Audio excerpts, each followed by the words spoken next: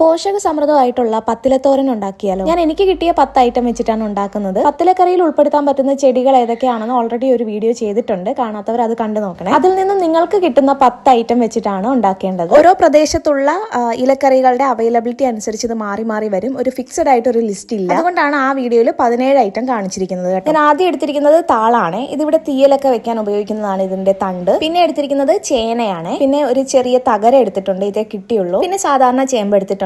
അതിന്റെ തണ്ടും കൂടിയാണ് എടുത്തിരിക്കുന്നത്. പിന്നെ ചൊറിയണം എടുത്തിട്ടുണ്ട്. പിന്നെ കോവലിന്റെ ഇല എടുത്തിട്ടുണ്ട്. പിന്നെ പയറില എടുത്തിട്ടുണ്ട്. പിന്നെ മണിത്തക്കാളിയുടെ ഇല എടുത്തിട്ടുണ്ട്. ഇതിവിടെ മധുരച്ചീര, വേലിച്ചീര എന്നൊക്കെ പറയും. ഇതും എടുത്തിട്ടുണ്ട്. ഇതെന്റെ ഫേവറേറ്റ് ആണ്. പിന്നെ തഴുതാമയും എടുത്തിട്ടുണ്ട്.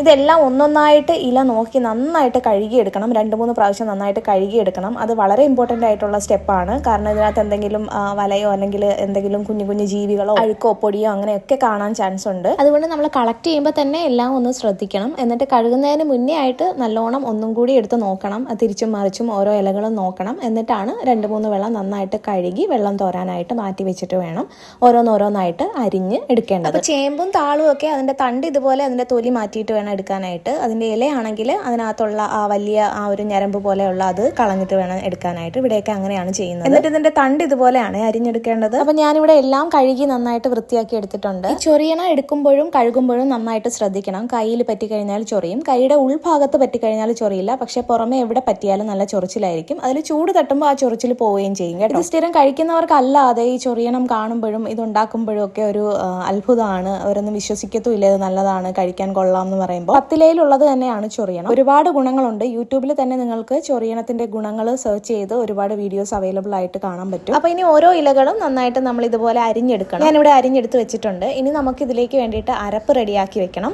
അതിന് വേണ്ടിയിട്ട് തേങ്ങ, വെളുത്തുള്ളി, ജീരകം, കാന്താരിമുളക് ഉള്ളവർക്ക് അതിടാം, അല്ലെങ്കിൽ നോർമൽ മുളക് ആയാലും മതി. പിന്നെ മഞ്ഞൾപ്പൊടിയും ചേർക്കണം. ജസ്റ്റ് ഒത്തിരി അരയ്ക്കണ്ട, ചെറുതായിട്ടൊന്ന് ഒതുക്കി എടുത്താൽ മതി. പിന്നെ നമുക്ക് ചെറിയുള്ളി കുറച്ച് കൂടുതൽ വേണം. ചെറിയുള്ളി തൊലി കളഞ്ഞ് നന്നായിട്ട് അരിഞ്ഞു വെക്കണം. ഇത് നമുക്കിത് തയ്യാറാക്കാനായിട്ട് തുടങ്ങാം. ഒരു അടി കട്ടിയുള്ള പാത്രം എടുക്കുക. ശുദ്ധമായിട്ടുള്ള വെളിച്ചെണ്ണ കുറച്ചൊഴിക്കുക. കടുക് പൊട്ടിക്കുക. കടുക് പൊട്ടിയതിനു ശേഷം നമുക്ക് ഈ അരിഞ്ഞു വെച്ചിരിക്കുന്ന ചെറിയുള്ളി ചേർത്ത് നന്നായിട്ട് ഒന്ന് വഴന്നു വരുമ്പോൾ അരിഞ്ഞു വെച്ചിരിക്കുന്ന ഇല ചേർക്കണം. നമ്മൾ നോർമലി എങ്ങനെയാണോ ഇലത്തോരനൊക്കെ ഉണ്ടാക്കുന്നത് അതുപോലെ തന്നെയാണ്. കർക്കിടക മാസത്തിൽ നമ്മുടെ ദഹനശക്തി കുറവായിരിക്കുന്ന സമയത്ത് ശരീരത്തിനെ ഡീടോക്സിഫൈ ചെയ്യാനും അതുപോലെ തന്നെ പ്രതിരോധ ശേഷി വർദ്ധിപ്പിക്കാനും ഒക്കെയാണ് പണ്ട് മുതലേ ഈ പത്തില തോരൻ ഉപയോഗിച്ച് വരുന്നത്. ഒരൊറ്റ ഇലയിൽ നിന്ന് കിട്ടാത്ത പലതരം വൈറ്റമിൻസും മിനറൽസും ഈ ഒരു കൂട്ടം ഇലകളിൽ നിന്ന് കിട്ടുന്നത് കൊണ്ടാണ് ഇത് ഇത്രയും ബെനിഫിഷ്യൽ ആയിട്ടുള്ളത്. ഇതിനകത്ത് വൈറ്റമിൻ എ, സി, കെ ഒക്കെ നന്നായിട്ട് അടങ്ങിയിട്ടുണ്ട്. ഫോളേറ്റ് പോലെയുള്ള വൈറ്റമിൻ ബി അടങ്ങിയിട്ടുണ്ട്. പിന്നെ അയൺ, കാൽഷ്യം, മഗ്നീഷ്യം, പൊട്ടാസ്യം അതൊക്കെ നന്നായിട്ട് അടങ്ങിയിട്ടുണ്ട്. പിന്നെ ധാരാളം ഫൈബർ അടങ്ങിയിട്ടുണ്ട്. ആന്റി ഓക്സിഡന്റ് റിച്ച് ആയിട്ടുള്ളതാണ്. അതുകൊണ്ട് ഇതൊരു മരുന്ന് എന്നതിലുപരി പോഷക സമൃദ്ധമായിട്ടുള്ള ഒരു പരമ്പരാഗതമായിട്ടുള്ള ഭക്ഷണമായിട്ടാണ് കണക്കാക്കുന്നത്. പിന്നെ ഇത് ആർക്കൊക്കെ കഴിക്കാം, ആർക്കൊക്കെ ഒഴിവാക്കാം നോക്കാം. അതും വളരെ ഇമ്പോർട്ടന്റ് ആയിട്ടുള്ള കാര്യമാണ്.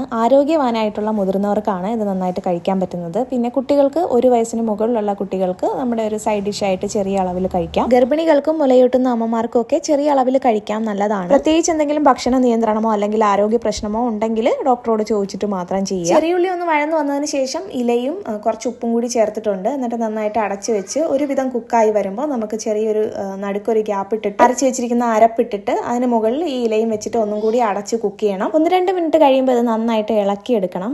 ഇങ്ങനെ ചേർന്നിരിക്കുന്നതെല്ലാം ഇങ്ങനെ മാറ്റി മാറ്റി കൊടുക്കണം. സ്പൂണിന്റെ ബാക്ക് സൈഡ് വെച്ചിട്ട് ചെയ്യുന്നത് കുറച്ചും കൂടി ഈസി ആയിട്ട് വരും കേട്ടോ. പിന്നെ നനവുണ്ടെങ്കിൽ ഒന്നും കൂടി അതിനെ മാറ്റിയെടുക്കുക, ഫ്ലെയിം ഓഫ് ചെയ്യുക. പിന്നെ ഇത് ഉപയോഗിക്കുമ്പോൾ ശ്രദ്ധിക്കേണ്ട കാര്യങ്ങൾ: ആദ്യമായിട്ടാണ് കഴിക്കുന്നതെങ്കിൽ ചെറിയ അളവിൽ മാത്രം കഴിക്കുക. നമ്മുടെ ശരീരത്തിന് അത് ഓക്കെ ആണോ എന്നുള്ളത് നോക്കിയിട്ട് മാത്രം റെഗുലർ ആയിട്ട് കഴിക്കുക. പല ഇലകളിലും ഓക്സലേറ്റ് ഒക്കെ ഉള്ളത് കൊണ്ട് കിഡ്നി സ്റ്റോൺ ഒക്കെ ഉള്ളവർ അത് ഒഴിവാക്കുന്നതാണ് നല്ലത്. അല്ലെങ്കിൽ വളരെ ചെറിയ അളവിൽ മാത്രം കഴിക്കുക. രക്തം കട്ട പിടിക്കാതിരിക്കാനുള്ള മരുന്നുകൾ കഴിക്കുന്നവരുണ്ടല്ലോ, അവരും ഇത് ഒഴിവാക്കുന്നതാണ് നല്ലത്. പിന്നെ അലർജി ഉള്ളവർ ഒന്ന് ശ്രദ്ധിച്ചിട്ട് മാത്രം ചെയ്യുക. ചിലർക്ക് ചില ഇലകളൊക്കെ അലർജി ഉണ്ടാവും. അപ്പൊ അത് നോക്കിയിട്ട് മാത്രം ചെയ്യുക. ചേമ്പിന്റെ തണ്ടും ഇലയും ഉപയോഗിക്കുമ്പോൾ പുറത്തെ നാരുകളും തോലും നന്നായിട്ട് കളഞ്ഞ് വൃത്തിയാക്കണം. ശരിയായി വേവിച്ചാൽ മാത്രമേ കഴിക്കാവൂ. ഇല്ലെങ്കിൽ ചിലർക്ക് തൊണ്ടയിൽ ചൊറിച്ചിലും അസ്വസ്ഥതയും വരാൻ ചാൻസ് ഉണ്ട്. പിന്നെ റോഡരികിലൊക്കെ ഉള്ള ഇലകൾ ഒഴിവാക്കുന്നതാണ് നല്ലത്. കീടനാശിനി തളിച്ച സ്ഥലങ്ങളല്ലെന്ന് ഉറപ്പുവരുത്തണം. നന്നായി കഴുകി വൃത്തിയാക്കി എടുക്കണം.